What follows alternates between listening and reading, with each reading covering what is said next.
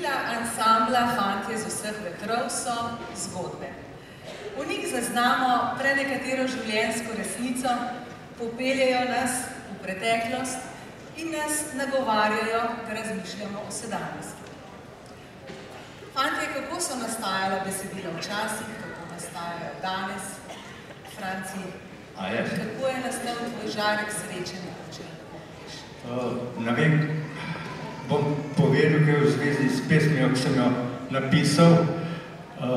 Na poti s avtobusom sem se vozil iz Ljubljane v Logatec, kjer sem živel, začel nekaj pisati in je teklo. Ampak kazalo je, da bom moral dol, pa nisem šel. Sem pisal naprej do Postojne. In končal.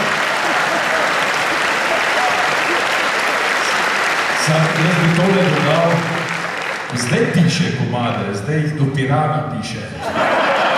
Nič ne plačam. Ja, nisem nič plačal karte. Je videl, da sem dobro naredil. Rekel, kar v redu, še pište.